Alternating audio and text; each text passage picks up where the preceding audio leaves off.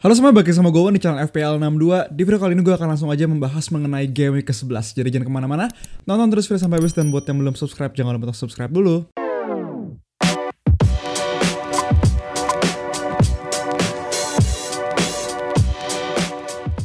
Oke, halo semua, selamat datang di video game week ke-11, dimana di sini gue akan membahas kurang lebihnya rencana transfer gue di game week ke-11 yang menurut gue banyak banget opsi transfer di game week ke-11 ini dibandingkan ketika gue live stream minggu lalu. Gue bilang di game week ke-10 itu agak sedikit opsi transfernya, dan menurut gue di game week 11 banyak banget opsi transfer yang bisa kita lakukan di FPL ini. Terutama gue sendiri kemungkinan besar gue akan melakukan 2 transfer, tapi akan gue bahas lebih lanjut nantinya. Sekarang gue pengen nge-review dulu tim gue di game week ke-10 kemarin, dimana gue mendapatkan 71 poin, red arrow yang kecil dari 26.000 ke 27.000, dan walaupun rata-ratanya sekitar 58 ya, cuma di overall ranking sekitar 26 ribuan itu pasti lebih tinggi dari 71, sekitar mungkin 72. Jadinya gue turun 1000 ranking. Sebenarnya kalau kalian lihat di sini tim gue nggak banyak yang concerning banget ya secara pemain. Cuma ada Mitrovic dan juga Reece James di sini yang dapat flag, kemungkinan besar cedera, tapi gue lumayan pede sama Mitrovic. Reece James juga dia nge-tweet kemarin bahwa rencana kayaknya nggak gitu parah gitu ya. Jadinya rencana transfer pasti akan gue bahas juga di belakang.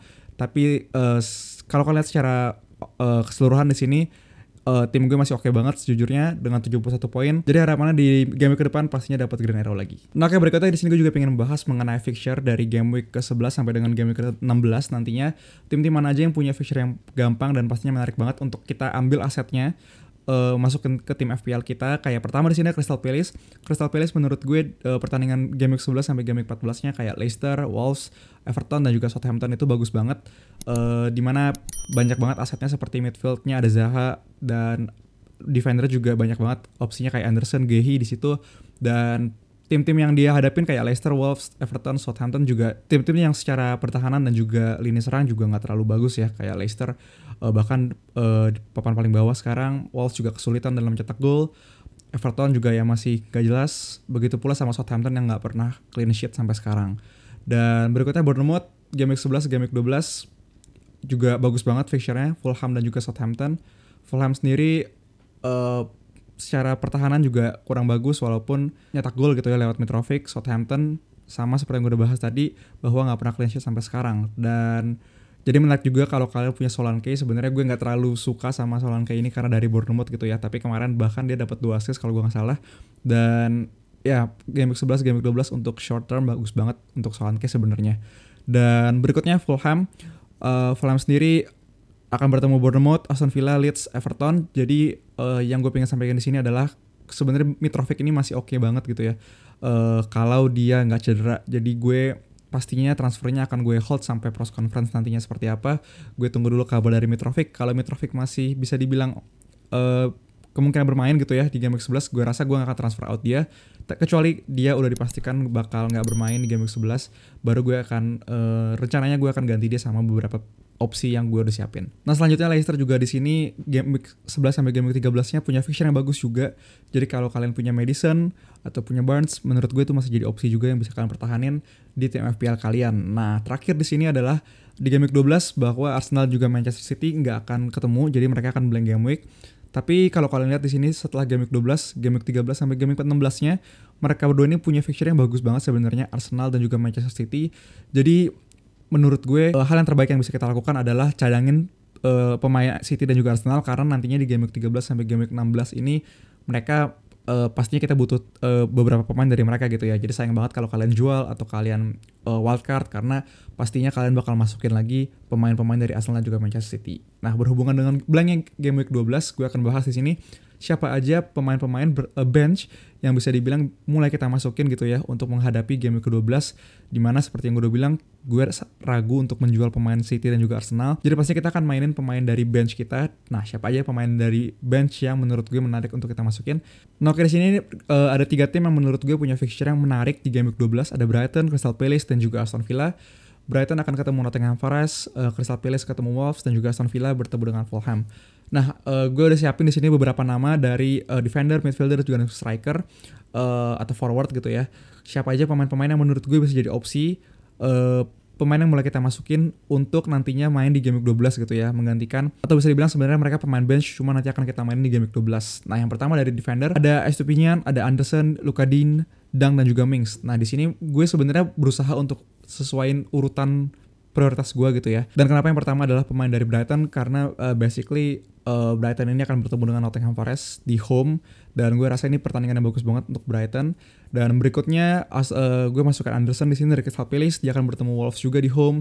Baru yang terakhir gue masukin yang ketiga gue masukin Luka Dean di sini, di mana Aston Villa akan bertemu dengan Fulham away yang sebenarnya nggak secara pertahanan mungkin gak terlalu bagus juga ya untuk Aston Villa, tapi tetap aja dengan attacking return yang bisa didapatkan sama Luka Dean menurutku menarik juga. Dan untuk midfielder di sini gue udah siapin 3 nama, yaitu Trossard, Zaha dan juga Bailey. Pastinya prioritas di gue adalah Trossard untuk midfielder dari 3 tim ini. Dan untuk striker gue malah prioritasin untuk masukin Watkins karena Aston Villa sendiri akan bertemu dengan Fulham gitu ya. Fulham secara lini pertahanan juga nggak terlalu bagus, dan kedua di sini ada Welbeck yang akan menghadapi Nottingham Forest, dan terakhir gue masukin Edward dari Crystal Palace yang akan menghadapi dengan Wolves. Jadi itu adalah beberapa pemain yang menurut gue bisa jadi opsi pemain yang bisa dibilang kita cadangin dulu dan kita mainin nanti di Game Week 12. Dan ini adalah pemain-pemain yang bisa dibilang mungkin harganya nggak gitu mahal juga ya, terutama defender, dan jadinya pasti menarik juga untuk kita tetap pertahanin pemain-pemain dari Arsenal juga Manchester City dengan masukin pemain-pemain ini dari sekarang. Oke, jadi terakhir langsung aja gue bahas mengenai transfer plan gue atau rencana transfer gue. Dan kalau kalian lihat di sini pemain-pemain gue ini belum gue transfer sama sekali ya. Dan gue masih kotak-katik aja, dan gue cadangin 2 pemain yang dapat yellow flag, yaitu Reece James dan juga Mitrovic. Dengan kalau gue punya 2 transfer ya, dan gue belum melakukan transfer apapun. Dan kalau gue nggak melakukan transfer, ini adalah tim gue. Secara lini pertahanan, Cancelo, Trippier dan juga Zuma menurut gue oke. Cancelo menghadapi Liverpool yang walaupun dia menang 7-1 ya kemarin lawan Rangers, cuma gue masih yakin Manchester City lebih bagus daripada Liverpool. Trippier agak sedikit risky emang lawan MU yang lagi mulai bagus, tapi Trippier tetap aja punya potensi return dari set piece dia free kick taker dan juga corner dari Trippier. Dan kemudian Pope ya gue pasti mainin dia karena gue pakainya Iverson ya sebagai cadangan kiper gue nggak pakai Ward. Jadi midfieldernya di sini ada Maddison, Martinelli, De Bruyne, Zaha dan juga Andreas. Gue mainin, dan kapten gue ada di Haaland lawan Liverpool yang kebobolan 3 gol selalu 2 pertandingan terakhir Liverpool. Jadi gue rasa Haaland mungkin nyetak gol lagi gitu ya di pertandingan ini, dan juga Tony yang akan menghadapi dengan Brighton. Nah, rencana transfer gue sebenarnya kalau misalkan Mitrovic ini gak cedera gitu ya, Mitrovic ini bisa main, gue rasa gue akan masukin dia gantiin salah satu pemain midfield atau enggak forward gue. Dan begitu pula sama Reece James ya, mungkin gue bahkan Reece James akan gue ganti dengan ke Trippier kalau dia bermain. Cuma misalkan kalau ternyata Mitrovic atau Reece James ini gak bermain, gue rasa gue lebih condong untuk ganti Mitrovic daripada Reece James, karena walaupun fixture bagus, cuma gue punya ide untuk masukin Harry Kane gitu ya lawan Everton. Gue di Game Week 11 nantinya, dengan dia pastinya punya potensi untuk di-kaptenin kan di tim kita untuk Game Week 11 nantinya. Jadi gue rencananya untuk masukin Kane di sini kalau dia Mitrovic gak bermain di Game Week 11, jadinya gue mungkin kaptenin Harry Kane gitu lawan Everton. Mungkin ini diferensial juga ya daripada semuanya Haaland. Sekali-sekali kita coba kaptenin Kane gitu. Dan gue kurang 3,9 di sini, dan kemungkinan gue akan buang De Bruyne, dengan dia juga rencananya akan gue buang kan di Game Week 12 nantinya. Waktu itu gue sempat bahas gue akan buang Salah, cuma gue berubah rencananya, gue gak akan masukin Salah. Gue akan masukin Trossard instead, karena Game Week 12-nya dia lawan Nottingham Forest di sini. Bahkan menurut gue bisa jadi opsi kapten juga gitu ya, dengan dimana gak ada pemain dari City dan juga Arsenal. Dan gue punya 1,6 juta gitu di bank di sini, dan gue pakai 2 transfer gue.